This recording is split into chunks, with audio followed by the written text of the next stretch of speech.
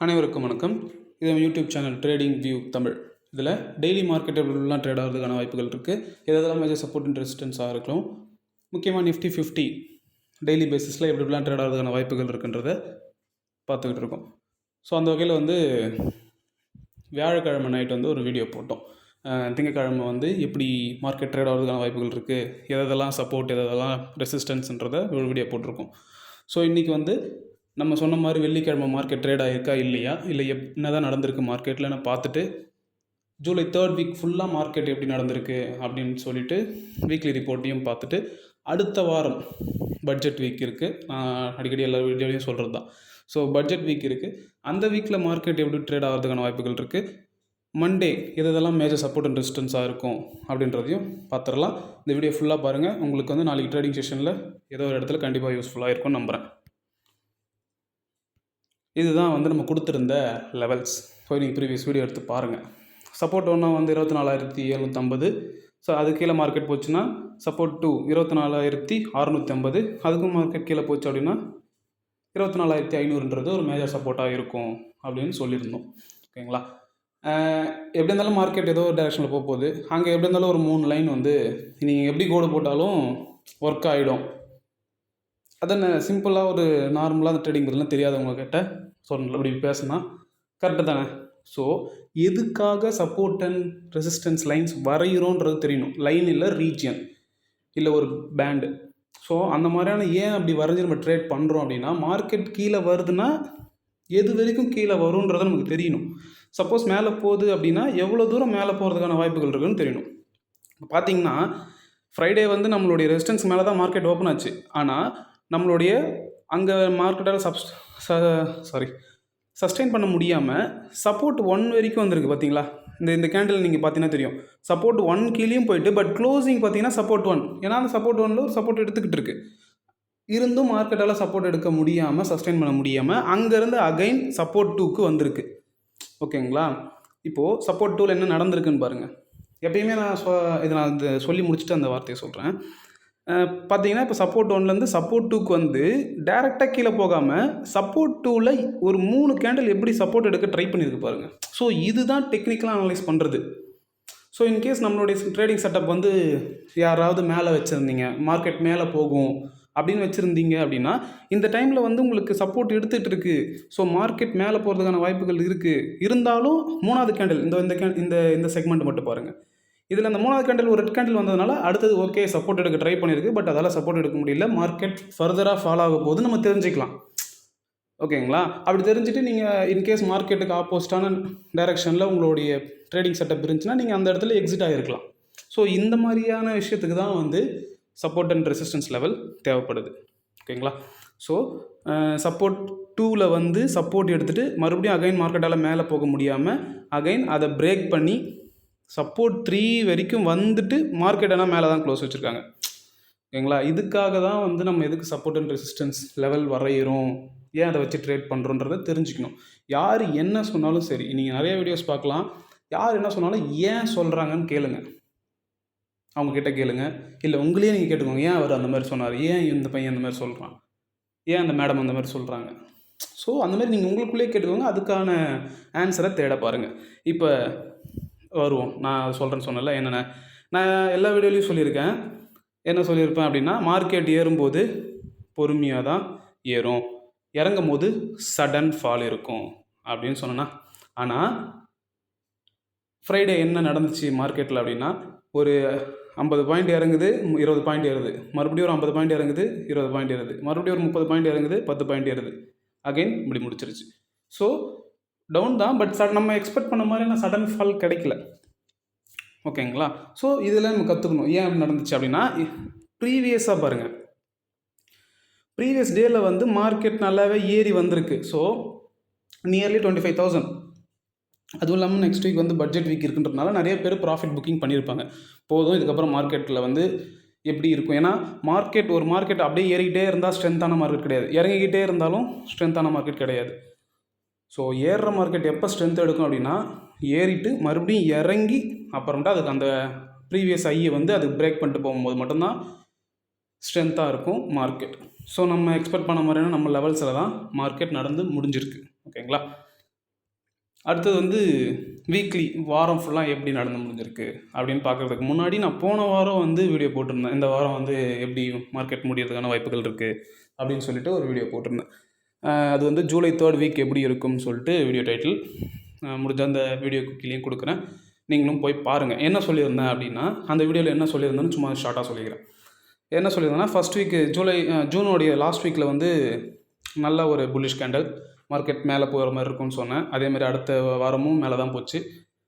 அதுக்கப்புறம் கம்பேர் பண்ணும்போது இதை விட இது புல்லிஷ் கம்மியாக இருக்குது, ஸோ அடுத்தது வந்து ஒரு சின்ன ஒரு மூவ்மெண்ட் இருக்கிறது தான் வாய்ப்பு இருக்குன்னு சொன்னேன். அதேமாதிரி ஒரு புல்லிஷ் கேண்டல் தான் கொடுத்துச்சு.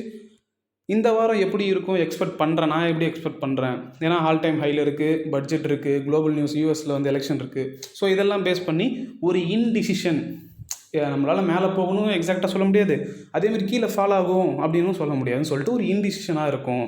அங்கே வந்து ஒரு டோஜி கேண்டல், இந்த மாதிரி வந்து ஒரு டோஜி கேண்டல் ஃபார்ம் ஆகிறதுக்கான வாய்ப்புகள் நிறையவே இருக்குது அப்படின்னு சொன்னேன். ஸோ நம்ம எக்ஸ்பெக்ட் பண்ண மாதிரி மார்க்கெட் நடந்திருக்கான்றதை பார்த்துருவோம். பார்த்தீங்க அப்படின்னா இது வந்து ஒரு டோஜி கேண்டல்னு சொல்லலாம், இல்லை ரிவர்ஸ் ஹேமர் பேட்டர்ன் சொல்லுவாங்க. ஓகேங்களா?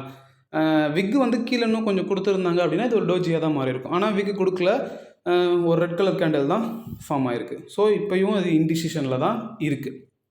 ஸோ வர வாரம் எப்படி வர்றதுக்கு இருக்குது அப்படின்னா, இங்கே இப்படி முடிஞ்சிருக்குல்ல, ஸோ நெக்ஸ்ட் வீக் வந்து பட்ஜெட் இருக்குது. ஸோ அடுத்த வாரம் இப்படி ஒரு நல்ல ஒரு ரெட் கேண்டல் ஃபார்ம் ஆகிறதுக்கான வாய்ப்புகள் இருக்குது. ஓகேங்களா? அப்படி இல்லை, நியூஸஸ்லாம் குட்டாக இருக்குது, பட்ஜெட்ஸ்லாம் வந்து சூப்பராகவே இருக்குது, எல்லாருமே சாட்டிஸ்ஃபைடாக இருந்தாங்க அப்படின்னா, நம்ம போன 3 வாரமாக சொல்லிட்டு இருந்த மாதிரி மார்க்கெட் புல்லிஷில் இருக்குதுன்னு சொன்னோம்ல.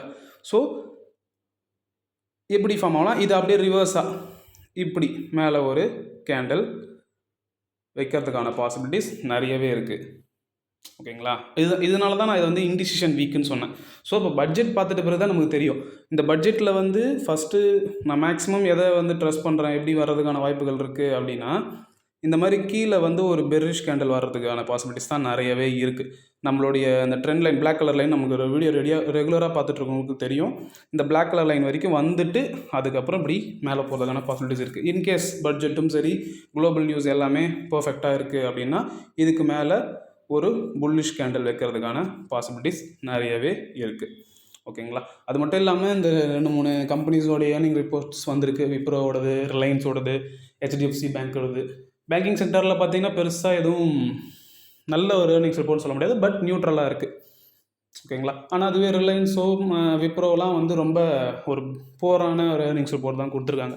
ஸோ எல்லாத்தையுமே பார்க்கணும், நீங்கள் டேட்டா எல்லாத்தையும் பார்க்கணும். வெறும் சார்ட்டை மட்டும் அனலைஸ் பண்ணிட்டு போயிட்டா ஆப்ஷனில் ஜெயிச்சிட முடியாது.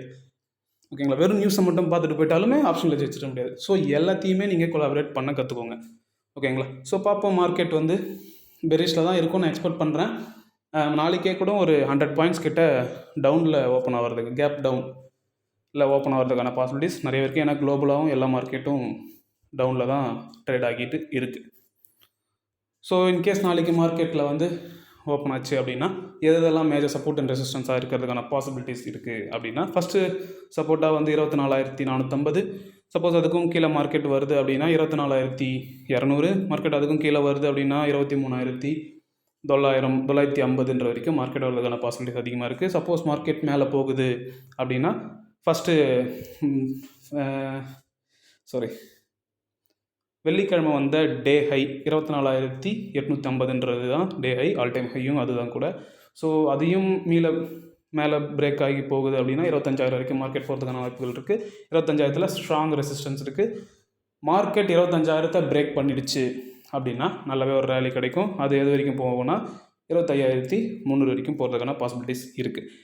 ஃபஸ்ட்டு சப்போர்ட் இது, இந்த ஜோனை நல்லா மார்க் பண்ணிக்கோங்க, நோட் பண்ணி வச்சுக்கோங்க. இந்த ஜோன் அதாவது 24,450. ஏன்னா மார்க்கெட் 2 முறை வந்து சப்போர்ட் எடுத்திருக்கு. இது இங்கே பாருங்கள், இதில் பிரேக் ஆன மார்க்கெட் மேலே போயிட்டு இதில் பிரேக் ஆன மார்க்கெட் அகைன் ஃபஸ்ட்டு இங்கே ஒரு டைம் ஒரு சப்போர்ட் எடுத்து மேலே போயிருக்கு, அகைன் ஒரு சப்போர்ட் எடுத்து மேலே போயிருக்கு, அகைன் நம்மளுடைய லைனுக்கு கீழே, அந்த சப்போர்ட் எடுத்துக்கு கீழே வரல, சப்போர்ட்டில் தான் இருக்குது. இஃப் சப்போஸ் மார்க்கெட் அதை பிரேக் ஆச்சுன்னா நல்லாவே ஒரு ஃபால் இருக்கும். நான் சொன்னல அந்த பெரிஷ் கேண்டல் இப்படி ஃபார்ம் ஆகிறதுக்கான வாய்ப்புகள் இருக்குன்னு. ஸோ அதுக்கு வந்து நல்லாவே ஏற்படுத்தி கொடுக்கறதுக்கான பாசிபிலிட்டிஸ் நிறையவே இருக்குது.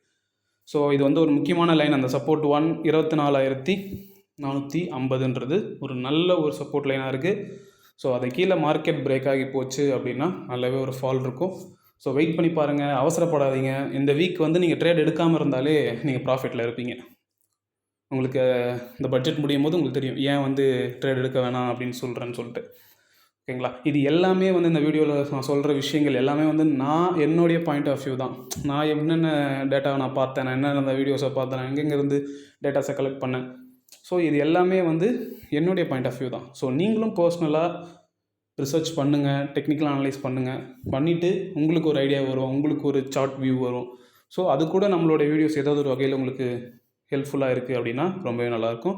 நீங்கள் உங்களோட ரியல் மணியை வச்சு ட்ரேட் பண்ணுறதுக்கு முன்னாடி ஒரு 3 months வந்து பேப்பர் ட்ரேடிங் பண்ணணும். பேப்பர் ட்ரேடிங் பண்ணும்போது தான் உங்களுக்கு ஸ்கில் அண்டு நாலேஜ் வந்து எக்ஸ்பீரியன்ஸும் கூட உங்களுக்கு கெயின் ஆகும். அதுக்கப்புறம் உங்களுடைய ஃபினான்ஷியல் அட்வைசரை கன்சல்ட் பண்ணிவிட்டு நீங்கள் உங்களோட ரியல் மணியை வச்சு ட்ரேட் பண்ணுங்கள். அதுக்கு முன்னாடி உங்களோட ரியல் மணி வச்சு ட்ரேட் பண்ணாதீங்க. ஓகேங்களா? ஸோ கேர்ஃபுல்லாக ட்ரேட் பண்ணுங்கள், கற்றுக்கிட்டு ட்ரேட் பண்ணுங்கள். மறுபடியும் சொல்கிறது தான், மார்க்கெட் கூட ட்ராவல் பண்ண கற்றுக்கோங்க. இப்போ இது 3 வாரமாக வந்து மார்க்கெட் மேலே போகும்போது சொல்லிட்டு இருந்தோம். ஸோ அதுக்கான ட்ரேடிங் பிளான்ஸ் நம்ம வச்சுட்டு இருந்தோம்.